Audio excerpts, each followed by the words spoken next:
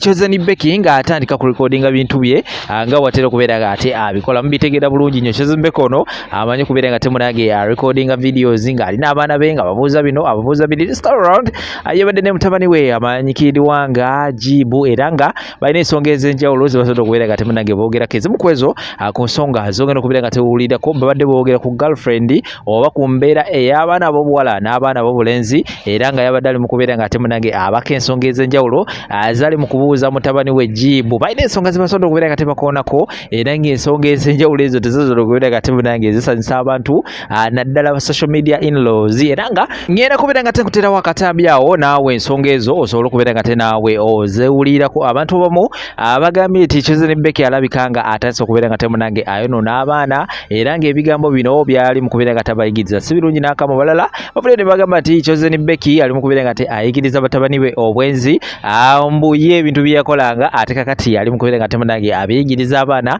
ninga naawe weneddembe okubeera nga tasula endowoozayo wansi awo okusinzira ensonga nga bwogenda okubeera nga ozewulirako abamu bagamba nti it is very okay okubeera nga maama n'omwana we ow'obulenzi oba ne mutabani we balina eddembe okubeera nga tebatandika okubeera nga tebashiyalinga endowooza ezifaanagana bwe ziti bwe bakujeeyo mu nsonga za Chosen Becky ngenda kubeera nga tekongerezako n'obutambi obulala bungi nnyo otuula butuuzi kaalya subscribing akadeeka notification bakokodeko kaja kubeera nga tekakwalatinga buli wennaaba ndeese video kati gwali eyo nga wanoonya dda we wandyagadde okuzimba ennyumba yo oba ennyumba ezapangisa oba amaduuka naye webuuza wa ewatuufu woyinza okubeera nga temunage oteeka project yo eno okuzigiridde poloti nungi era nga ku site yesigaddewo yokkayoka nkikuddiramu poloti eno nungi nnyo yesigaddewo yokkayoka ku site kuliko amasannyalaze kuliko amazzi neighborhood nungi nnyo so abeera nga te poloti eno ogyefunira byonna byonna byokutegeeza ojja kubeera nga tobiteekako era tojja kubeera nga te wejjusa byonna bisingako awo obeera nga te nannyini poloti eno omufuna ku namba y'essimu noti 75218724 kutegeeza noti 75218724 poloti eno esangibwa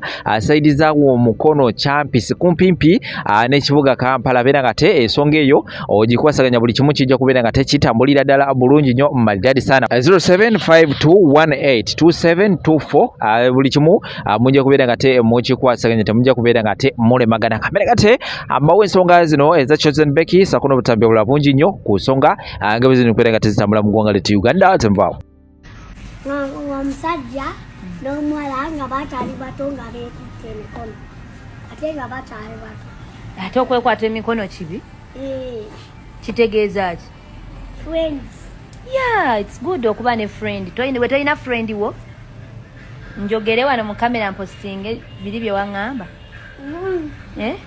nada kyogaa gwe tolina friend what is the name of your girlfriend girlfriend gwe mwana bato bonooneka kikati otegeddemu ki girlfriend what is the name of your girlfriend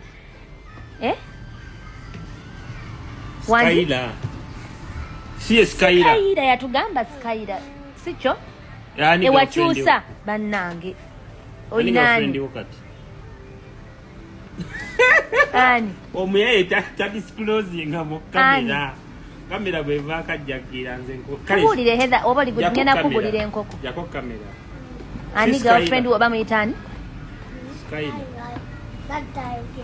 dadi kyayogedde girlfriend we Skyla juu mama afaanana atya mweru muddugavu girlfriend we Skyla nze mumanyi jangu mbulire Skyla mweru muddugavu mweru kyokka buzibu amusinga kirasi Skyla takusinga kirasi Skyla ali mu kirasi pituwed mubali mu kirasi pitu mama Skyla ne tata mama Skyla tata Skyla you are welcome to the second jazz we hope you treat us good Skyla munyumyamu jangu onyumiza ebintu bikwata ku Skyla jangu twogeremu mwana netaaga okulaba akuwa ku byokulya oba mmere ye egwe wa Skyla ekyokulya omuwa ku mmere edda tasagaba mmere edda osobola ogaba emmere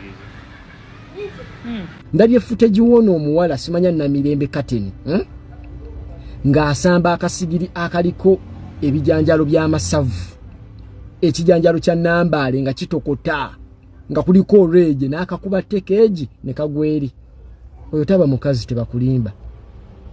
These are the types of girls oba be bano type y'abakazi ngo omunyizaako katono najjayo TV n'agikuba wansi omukolako kantu katono n'akwata essimu n'agyasa boss nze ebyo nsanga nga biyise. That is why Katonda buli omwamu w'ekintu kyasobola. Tulaba nti no Ivan simanya gwe gundi gwe bwana Nsambya bakutwala kutiisa tiisa. Nze sitiisa. Boba mukazi wange, boba girlfriend wange, waliwo ebintu bye batakwatako. The moment bye weekyanga kyanga. Nze nomala osamba akasigiri.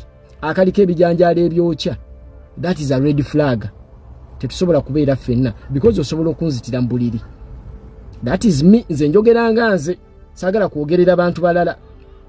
The moment we weekyangira mu bantu nga tuli ku mulimu n'okwata ekipande n'okiyuza n'okwata enyondo n'okoona ebintu simanya n'onyiga n'osuula TV wansi nkukuba olukokola ne Ssenga Gomesi ze natwalayo n'azizza nkukuba eribo nkukuba kisajja nkukuba olukokola olw'Abachina luli because manjagala kumalamu mbazuulu abasajja mwe mujinya abakazi omukazi yenna nga ali violent tobeeranga naye asobola okufumita akambe n'omusajja yenna ali violent naye mubi but kubyakalabibwako sinnalaba Nsambya nga akuba muwala nze video sinnagiraba lwaki temugireeta because we need to be fair.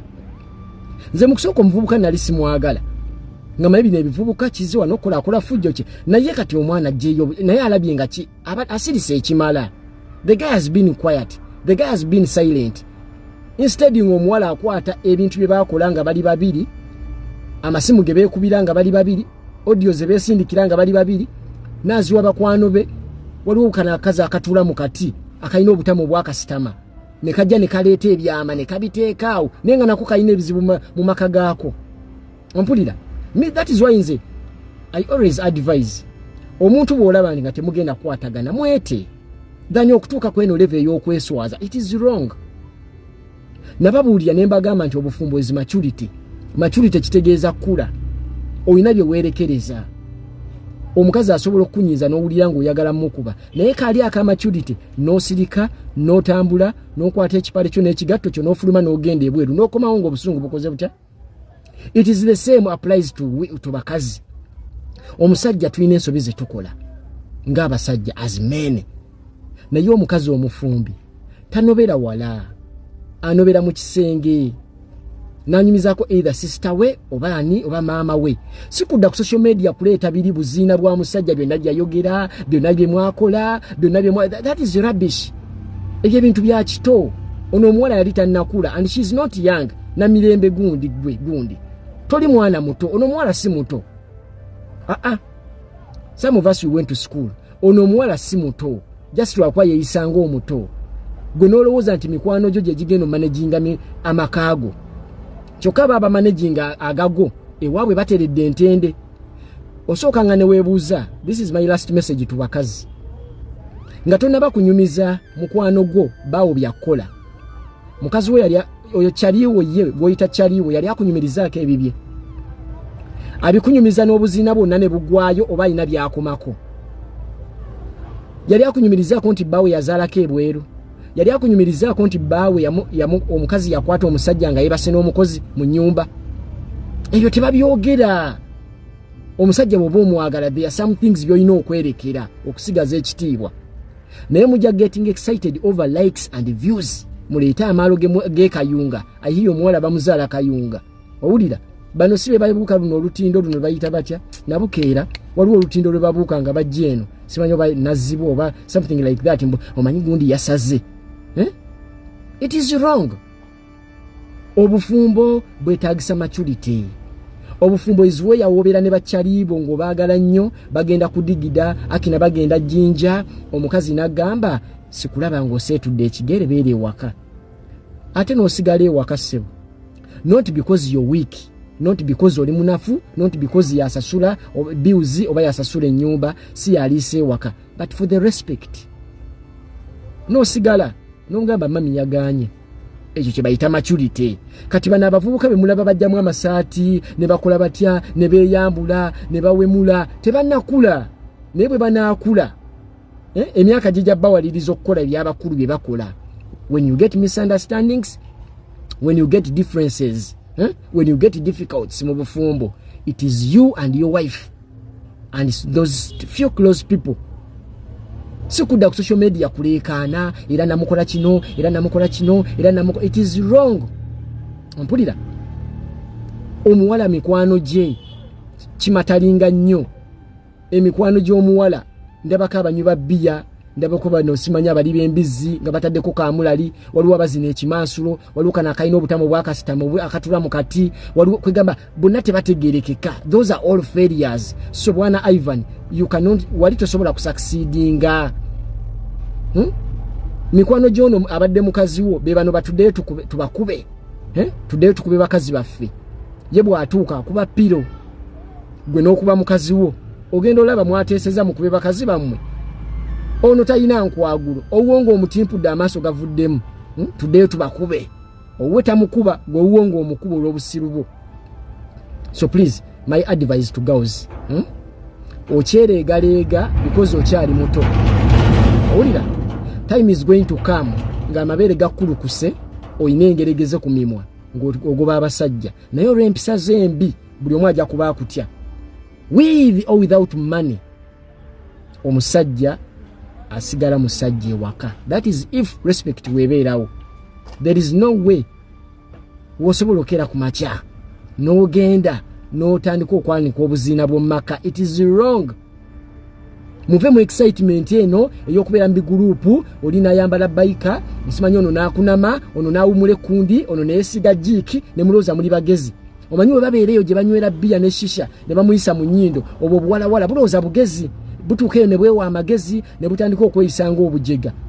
Time is going to come ng'okutuse tekyali yadde ayinza. We do cooperate with different political parties, but the cooperation does not mean that if we are cooperating, you come up to my bedroom. Okay? You remain in the compound. You don't come up to the bedroom. And I am saying, you don't come to the bedroom. The bedroom this time around is the speakership. You cannot cooperate to the tune of the speakership. So in that case, Eka nnyimbe mukama yanjazika lwali nzijako ebyange. Lwe muli nkakasa nti owannayimbanga n'enkunkumula ennyenje. Ndi munnammwe ennyo sulanjiya funa ebirungi bye mbaweereza obutayosa. Ate sirikoowa nina amaanyi era neekakasa bulungi ekintu kye nkola. Manyi mwewuunya bwe mba nnyimba ate era nange bwe nneewuunya ebyo bye nkola. Ne kaakano nzize ng'owedda ndowooza bannange katutandikire we twakoma. Abakyala mujje tuteese tunoonyeze eddala enkola nga yakutuyamba oba tukole akasoomera erudda eri. Tusooke ne ffiga enkula yammwe kati olwo tukubuulira engoye ennungi kuyo okusinga kati buli omu wasanga wasaaniika omubiri gwe. Emisono nkumu kyokka bw'oba olonda sooka weebuuze nneekulira ntya nze Robina. Wennooga ejjuuse ng'ate tayiti ewoomera etya ku nnyama emaze okuwaaguza. Laba okikinadde bwe mbeera eno n'empale yo nnyambala bulungi weeyita. Nyabo tayiti yo gireke siiyo nungi naye enyumira abatonotono. Ate siba neera abakiirako emiggo bw'emiima omugongo n'abeera ng'olusekese. N'amanyuka ng'agenda azunga nyambala ya ngeri kye neekogobako abalenzi bo. Yannaku naye tusekamu. Omwaka 2012 AFCON qualifiers Uganda vs Kenya mu kisaawe Namboole. Eyali emunyenye y'eggwanga mu budde obwo David Obua kumpi nga ne ttiimu y'eggwanga yali etambulira ku ye mu kiseera ekyo. Ng'era n'emipiira n'ebipande ebiranga omupiira gw'eggwanga bikulembezebwa kifaananyi kye. Yeekandagga n'afuluma enkambi oluvannyuma lw'okujja kwa mwami Yoweri Kaguta Museveni okukyalira ku ttiimu y'eggwanga. Ensonga gye yawa nti mutusuulirira nnyo eva mmwe mujja tujjula naye mu kaseera ak'okulima temutubeererawo. Nga taata awaka omwana bw'agaana okubuuza omugenyi naddala nga muntu mukulu gwabeera aswala.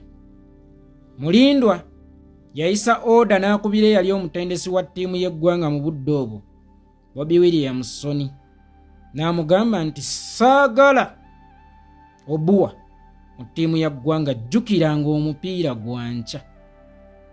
Naye ng'Obuwa kigwogoba ku ttiimu y'eggwanga, nga ttiimu y'eggwanga mu budde obwo etegeeza Obuwa nga n'ebipande ebiranga omupiira gw'eggwanga kukulembezebwako kifaananyi ky'Obuwa, ne mu administration ya Mulindwa n'agamba nti kino tekigenda kusoboka, oyo alina okufuluma talina mpisa.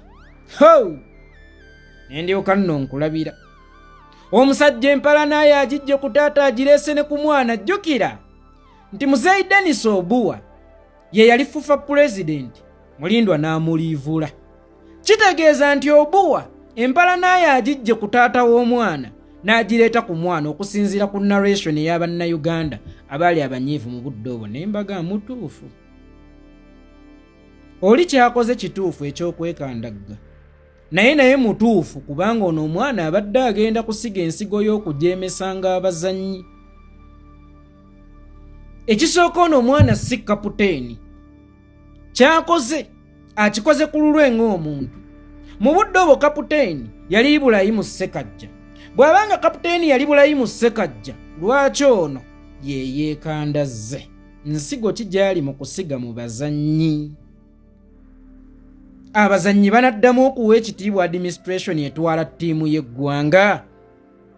Oba osanga Mulindwa decision agikoledde mu budde obukyamu, naye bwe bakkubira emiggo mu lumbe kikanga n'abalala okuzza emisango, kubanga n'emisango eminene baagisalanga waliwo abantu bangi booswalira oba boolaba nti balina kukukuba nga weebali. Yarisikinga omupiira omunene okutereeza ttiimu y'eggwanga, abamagugu ne bajja ne baginyumirwa ne bafutyanka.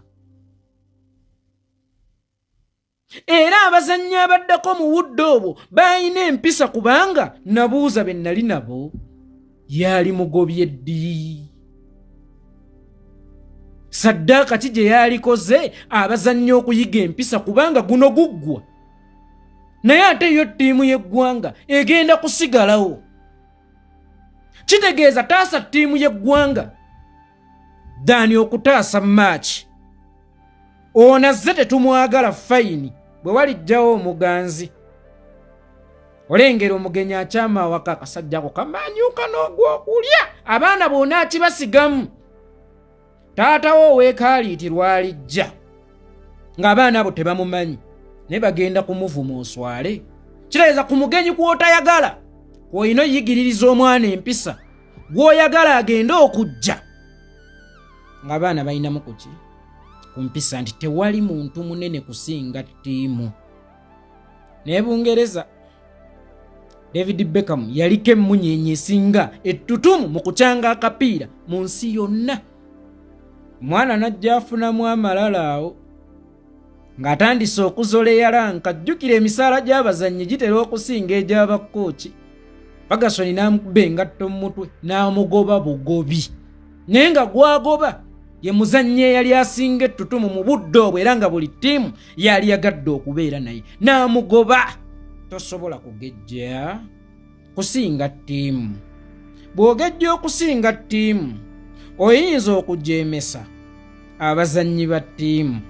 Anti obadde totandise okugejja okusinga ttiimu? Obadde totandise okukutula ekizekitiivu? Obadde totandise okukutula legislature kwekizekitiivu? Ebiseera biri nga bammemba ba legislature masse bagifunamu ekizekitiivu. Ennaku zino bammemba ba legislature masse bagifuna kuvaawa? Wo ate nga legislature eyo wadde nga liringa essiga eryokubiri, but in actual sense liyinza okuba lyerikulembera, kubanga lirina amaanyi agakuba impeachment.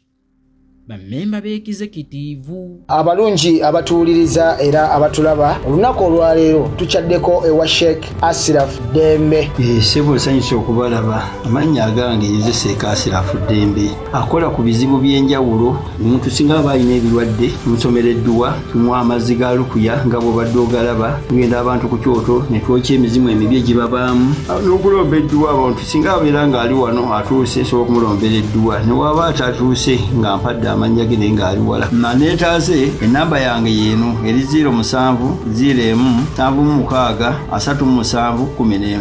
Nammwe bannyinaffe abali ebweru oyagala okuba nti oyagala okulombera ku dduwa ng'olina ebizibu viza zibuze amaka gakolongotana sente zikola zimpita mu ngalo ojja kumpeereza ekifaananyi kyo n'amannya go ebyo byokka bijja kummala nja kukulombera edduwa ojja kutereera. Olunaku olusembayo mu mwezi mba n'edduwa eyawamu ffenna n'abalwadde bange abakadde n'abapya. Salaamu alaikum warahmatullahi wabarakatuh.